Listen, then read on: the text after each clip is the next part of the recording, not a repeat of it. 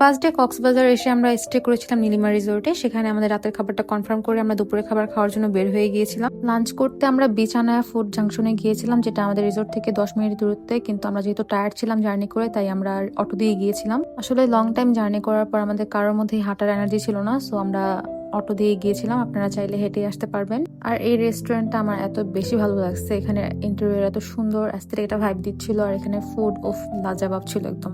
সেখানে গিয়ে আমি আশেপাশে সবটা দেখছিলাম, একদম খুঁটিয়ে খুঁটিয়ে কোথায় কি কাজ করেছে ওরা। তারপর বসলাম আমরা। আর এখান থেকে না সি বিচটা দেখা যায়, যেহেতু ভাটার সময় ছিল এটা, এই জন্য সমুদ্র পানিটা অনেক নিচে চলে গিয়েছিল। তারপর ওদের মেনু দেখে আমরা ওদের লাঞ্চ অ্যান্ড ডিনার সেকশন থেকে সেট মেনু নিয়েছিলাম। একটা চিংড়ির ছিল, একটা ছিল রূপচাঁদার, আর একটা ছিল চিকেনের। আর ওদের খাবার নিয়ে আমি যত বলবো ততই আই গেস কম হয়ে যাবে।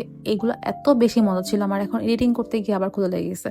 মানে সত্যি আমি আপনাদের বলে বোঝাতে পারবো না, আপনাদের গিয়ে অবভিয়াসলি এটা টেস্ট করতে হবে। খাওয়া দাওয়া শেষ করে বেশ কিছুক্ষণ রেস্ট নেওয়ার পর খাবার হজম করতে আমরা ওদের রুফটপে গিয়েছিলাম। সেখানেও খুব সুন্দর একটা ভিউ, যদিও দ্যাট টাইম অনেক রোদ ছিল। সন্ধ্যাবেলা আই গেস এই জায়গাটা বেস্ট হবে বসার জন্য।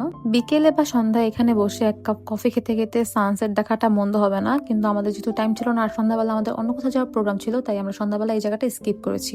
রিসোর্টে গিয়ে বেশ কিছুক্ষণ রেস্ট নিয়ে রিসোর্টের বাইরে থেকে আমরা রিক্সায় উঠছিলাম, কারণ আমরা যাব নোঙ্গর বিচ রিসোর্টে। আমাদের সন্ধ্যার স্ন্যাক্সটা আমরা সেখান থেকে করবো বলে ডিসাইড করেছিলাম। যাওয়ার পর সেখানে তারা আমাদের আগুনের ব্যবস্থা করে দিয়েছিল, সেদিন অনেক ঠান্ডা ছিল। আমরা সবাই গোল হয়ে এখানে বসে আগুনের তাপ নিচ্ছিলাম। তারপর আমাদের খাবার এসে পড়লো। আমাদের খাবারে আমরা অর্ডার করেছিলাম বিগ সাইজের ক্রাব, আর সাথে অবভিয়াসলি আমার ফেভারিট স্কুইড ছিল। আর ওদের খাবার কোয়ালিটি টপ নোচ ছিল।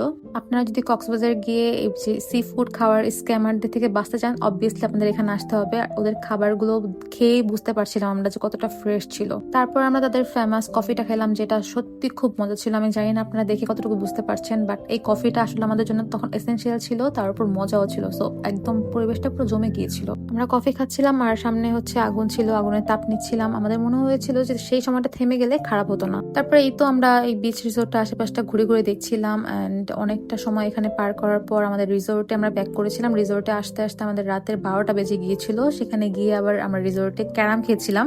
ক্যারাম দেখে নস্টালজিয়া ফিল করছিলাম, চাইল্ডহুড মেমোরিজ গুলো মনে পড়ছিল। তারপর দেখলাম ওদের রিসোর্টের মধ্যেই ব্যাডমিন্টন খেলার সব ব্যবস্থা করা আছে। আশেপাশে মাঠ না থাকায় আমাদের ব্যাডমিন্টন খেলা হয় না প্রায় অনেক বছর। সো আমরা এই সুযোগটা আর হাতছাড়া করিনি। সেদিন ব্যাডমিন্টন পেয়ে আমরা অনেকটা সময় ব্যাডমিন্টন নিয়েছিলাম। এগুলো করতে করতে রাত্রে 1টা বেজে গিয়েছিল। দ্যাট টাইম আমাদের মনে হলো আমাদের এখন ডিনার করা উচিত, শুধুমাত্র আমাদের জন্যই ওনারা আমাদের ডাইনিং এরিয়াটা ওপেন রেখেছিল।